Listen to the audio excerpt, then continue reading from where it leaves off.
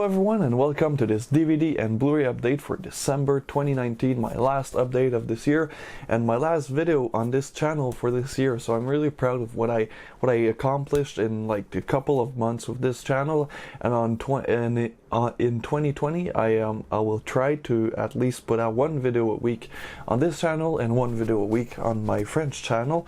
And I also need to buy a softbox for this light in 2020 because I just got done watching my French video and it makes it look like I have a unibrow because the lighting is way too harsh, way too direct, so that's something I'll do.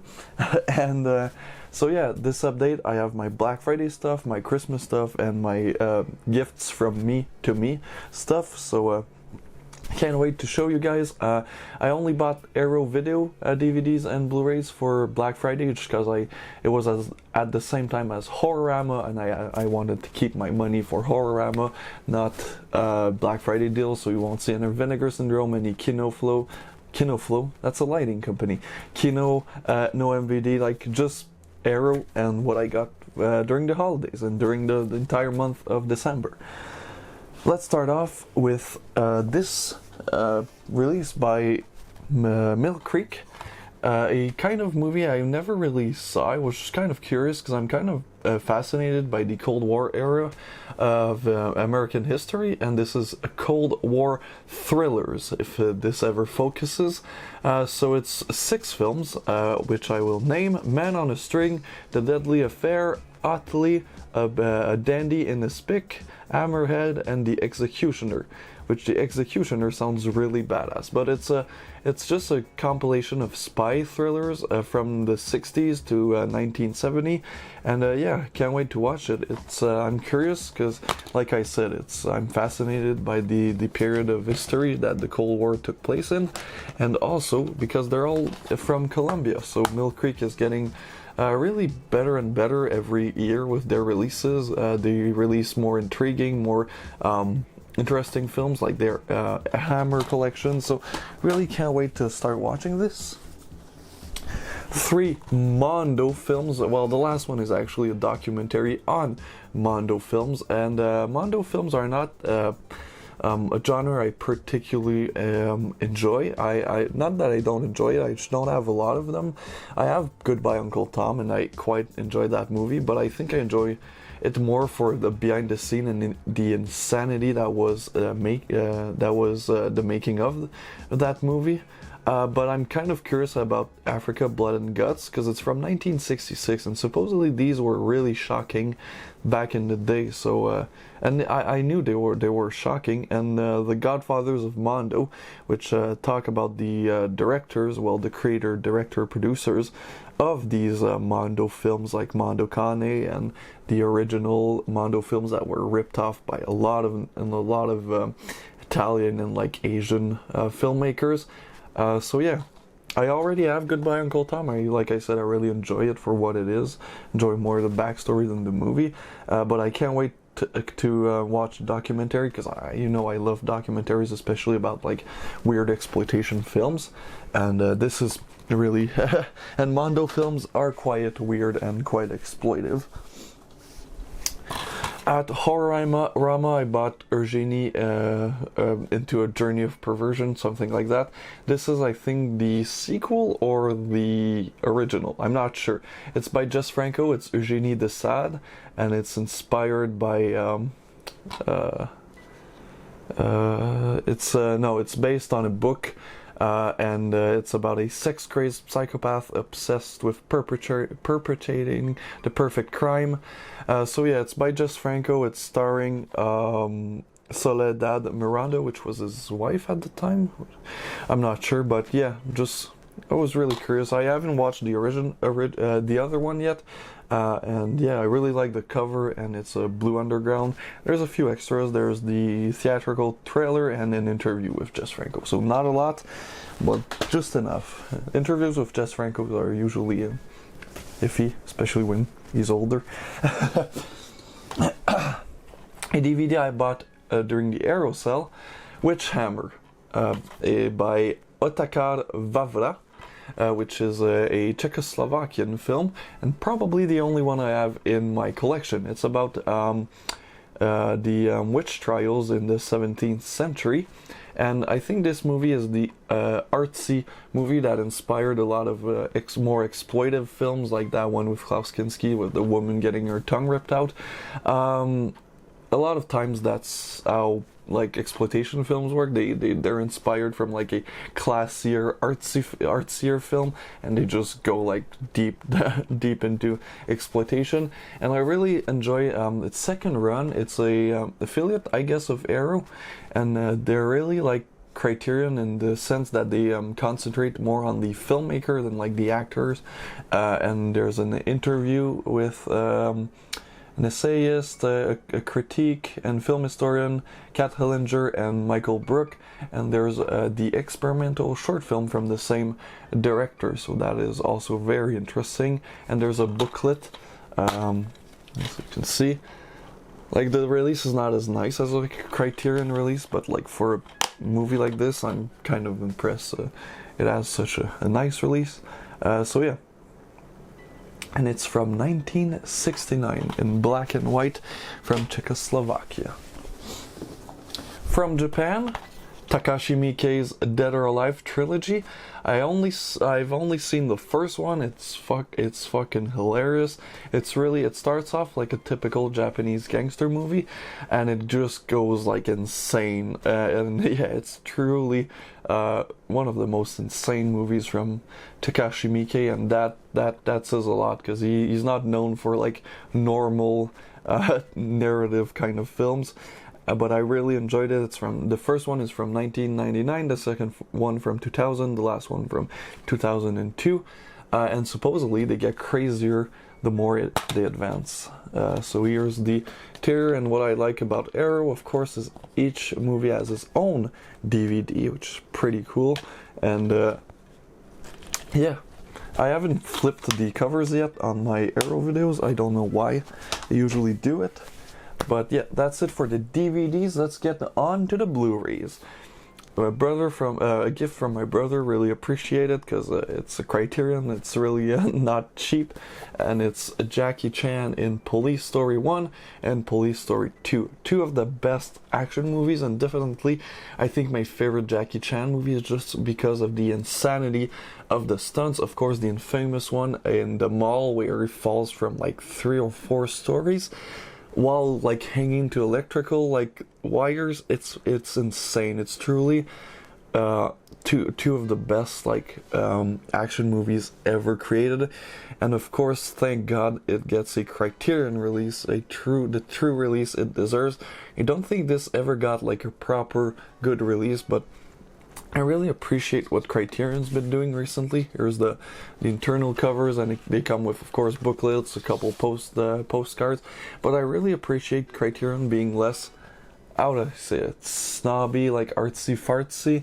Like, honestly, like Criterion from like a couple of years ago would probably never have released Jackie Chan, Jackie Chan movies, probably never released like Night of the Living Dead, and probably not release maybe John Waters, maybe. But like, I really appreciate now the Criterion is like opening its horizon with horror and action. And yeah, Police Story 1 and Police Story 2 are truly some of the greatest action flicks ever. Some more recent Godzilla movies: Godzilla, Mothra, and King Ghidorah. Giant Monsters All Out Attack, which is from 2000. Yeah, 2001, 2000. Yeah, so it's a more recent, 2001. It's a more recent Godzilla movie, but I don't think it's CGI yet. I think it's like still a person in a suit, but the special effects are like way better than, of course, the 60s ones. And it's I think after the more serious reboot from the 80s, 90s in Japan. I'm not a Godzilla historian. I know a lot of people are, so they could probably help you out in the comments. And Godzilla against Mechagodzilla, which was made 2 years after, 1 year after, 2002. So I'm really interested in seeing what more modern, probably less cheesy Godzillas will look like. I'm kind of used to the 60s and 70s Godzillas. But yeah, I'll probably start collecting this line, which is, there's a lot of Godzilla movies in this line, so yeah, kind of curious. I definitely can't wait to check those out. My favorite movie, I think, from 2018, Mandy, with starring Nicolas Cage, directed by Panos Cosmatos, which I still have yet to see his other movie, the Beyond the Black Rainbow, that I do have in my collection. I just haven't seen it for some reason. Yeah, so it's with Nicolas Cage. He does his typical Nicolas Cage performance, and yeah, it's a really colorful, great-looking movie. The story doesn't really make sense, but it doesn't really need to. It has blood, guts, some horror elements, some wonderful colors. I love it. Can't wait to watch it again. I haven't seen it since it came out in theaters. Hitchhike, with Franco Nero and David Hess playing David Hess, but in Italy, kind of like House on the Edge of the Park. It's a film by Pasquale Festa Campanile. Sorry for my terrible Italian. And it has a score by Ennio Morricone, of course, from one of the greatest Italian composers, just one of the greatest composers, period. And it has a lot of special features, a documentary about the movie, it's a digital restoration, a booklet, and a new HD transfer, and some better English subtitles, and it's very sleazy, very violent. Can't wait to watch it. Of course it's a raw video, so it has the original cover, which I really do enjoy. It's a really nice cover, way better than the little slip cover. And yeah, it has a booklet. Of course, Raro, like a lot of the companies I enjoy, is a more filmmaker-centric company, so it has more details about the making of the filmmaker. It is a filmography, everything. So yeah, pretty nice release. Dracula, Prince of Darkness. I'm always confused about the order of these movies. It's a Hammer Dracula film, which I like Hammer films. I have to be in a special mood to watch them, but they're great. They're classic. It's Christopher Lee, of course, great guy. Just discovered he had a YouTube channel. Well, he used to. Isn't he dead? Oh shit! I don't even know if Christopher Lee is still alive. I'm a terrible person. But yeah, so I'm not sure about the order which they came out, but I think this might be the second one or the first one. I don't know. I really don't know. But I can't wait to watch it. It looks great. Of course, Christopher Lee, Hammer Dracula film, and they're getting more and more like good Blu-ray releases. I still have my like 4-pack from MGM. The mightiest monster in all creation, Mothra, the Mill Creek steelbook, which I will take out the protective slipcover. I like it because it has little people on it, but I just can't keep it because it blocks the amazing art in the back. And yeah, steelbooks are nice. I don't particularly collect them, but I like it for some movies.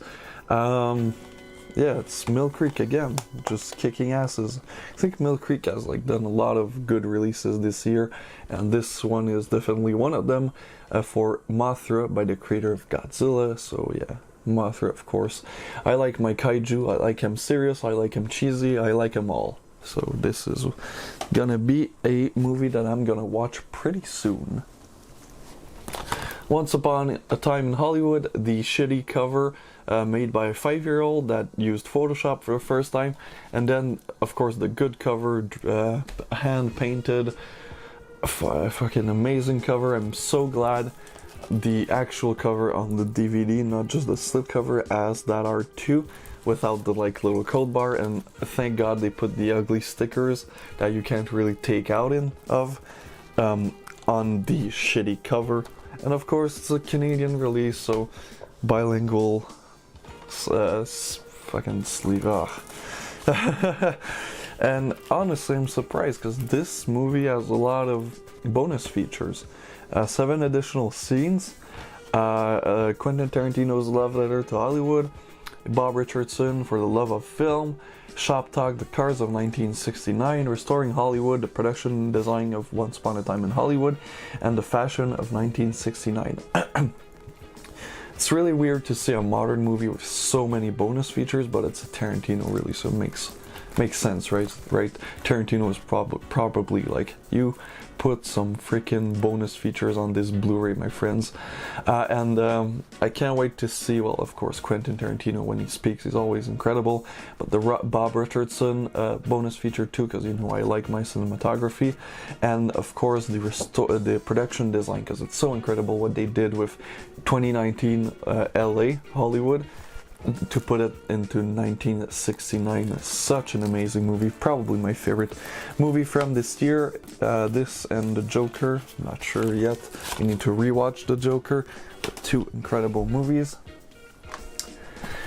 Some more Criterion. I'm really getting fancy lately with my Criterion, and this one is a more like artsy Criterion. Well, not really, because this movie inspired like Gestapo's Last Orgy and a bunch of really sleazy Nazi exploitation, and it's kind of artsy, yeah, but it's kind of like Salo, where it's exploitive, it's sleazy, but it's made by like an Italian director that's I guess known for good movies. So yeah, it's about a woman who falls in love with the man who tortured her in a concentration camp during World War II. So yeah, it's a pretty weird, pretty fucked up movie, but it's probably really interesting. I've only heard good things. It's by Liliana Cavani, an Italian director, and of course it's in Italian and it's Criterion, so the bonuses are pretty cool. It's a 2K restoration, yeah, and it has an essay, of course, like a lot of Criterion, a little booklet which that folds out. The typical Criterion disc, which I'm not a fan of because it's just the Criterion C and the title of the movie. Like, come on, guys, get more original. And the fact that it don't really have anything inside. I like Criterion, but yeah, no, there are pluses and minuses. Finally, we're getting at the Arrow videos from their Black Friday sale, which is always good for me, because in Canada these movies are freaking expensive, and when there's a sale they're like £7, which is about 11 to like $14 Canadian. So always take advantage of that. I buy like all the movies I missed out on during the year, like The Fifth Chord with Franco Nero, a giallo by Luigi Bazzoni, a director. I don't think I have a lot of his movies in my collection, or I might just not know. And of course it's Arrow, so there's a lot of bonuses, and yeah, it's a giallo really inspired by the success of The Bird of the Crystal Plumage. It's based on a novel by David MacDonald Devine, and it has Franco Nero, so like it's probably a good giallo. I've heard a lot of good things. Like I said, I haven't flipped out the covers yet, but the original title is Giornata Nera per l'Ariete, something like that. And the original cover is way better than the one that Arrow commissioned. Like, were they even trying? Don't want to be a dick to the graphic designer, but like this is not a good cover. This is if I didn't know about this movie, if I didn't hear about this movie before, I wouldn't buy it because it looks really boring. The cover, I mean. Yakuza Law, which I just read that it's by the same director of Blind Woman's Curse, which was the first movie to star Meiko Kaji, of course, one of my favorite actresses. And it's a J-exploitation, it's a gangster film from the 70s, I think? From 1969, and yeah, so I'm pretty interested. It's in the Edo period. No, I'm sorry, it's from a series of Yakuza film. I think Arrow released like a box set of all of them, but it's been way out of print for a long time and goes for crazy money, but they released every one of them individually, and I'm gonna watch this movie, and if I like it, I might, during the next Arrow sale, I might buy all of them, because like I said, they're like £7, and like that's like $12. Which is a crazy awesome edition, but I can't show any of it because it has tits and vaginas. But it's a 1993 film by infamous director Jörg Buttgereit from NECromantic fame and NECromantic 2, which I really enjoyed. NECromantic 2, I haven't seen the first one yet, and yeah, it's edgy, it's sleazy, it's violent, it's really sexual. Of course, it's from Jörg Buttgereit. And it's really experimental, probably it's really weird. It has a 60-page book, which I'm only gonna show the rear, because the front is titties, and YouTube is a 5-year-old boy who doesn't enjoy titties. And the, yeah, I can show the back, yeah, this crazy little DVD case. It has Polaroids inside, like fake Polaroids of, because it's a movie about a serial killer, of course, and yeah. Can't wait to watch that. Also, I also bought NECromantic 1 during in horror at Horrorama, so I also have to watch that. So I might make like a little Jorge Bird Guide double feature, which you need alcohol for, because you can't watch his movies without wanting to die. I haven't bought like a really like American slasher from the 80s in a while, and honestly I don't know why, because I bought this, I watched it, and it's freaking great. It's hilarious. It's like this little slasher movie from the 80s, and it's like on Thanksgiving, but like Thanksgiving isn't really, it doesn't really have a major role in this movie, but it's yeah, it has a lot of synth music. It's freaking violent, it's gory, I love it, and it's the 2K restoration of the hard home video version. Yeah, so yeah, a lot of bonus features. The movie looks great, of course, because it's Arrow videos, and yeah, I like this. I like this the disc artwork. It's pretty cool, and yeah. Good movie, highly recommended to anyone that's looking for a cheesy, really 80s movie. Back to Japan with Love Exposure, a 4-hour epic by Sono Seon, or Seon Sono, depending on how you say his name. And it's from Third Window Film. It's 237 minutes. So yeah, it's inspired by the works of Alejandro Jodorowsky. And there's a 1-hour making of, plus 30 minutes, including interviews with Seon Sono. So yeah, can't wait to watch it. I just have to like make like an entire weekend free to watch to watch a 4-hour movie. But supposedly like horrible reviews, which is not on YouTube anymore, because fuck YouTube. Made like I think 1 or 2 videos about this. Anyway, he said that it was one of the greatest movies from the year he watched it. So yeah, can't wait to watch it. It's from 2008, man. It's like 12 years old now, almost. Finally, The Ring box set. So I watched the original The Ring, which is this box set. A year ago. I didn't really enjoy it that much, but I bought this box set because it was a really good price, and I rewatched the original. I'm like, yeah, you know what? It's a great movie. I'm kind of I'm not scared by horror movies really anymore, so like I wasn't like, I didn't shit my pants, but I could see how someone who's maybe new to this franchise and new to this type of film, that yeah, it could be really, really scary the first time you watch it. There's a lot of twists and turns, and yeah, it's a good movie. I really like it. And this box set contains the first one, the sequel, and like the prequel, I think.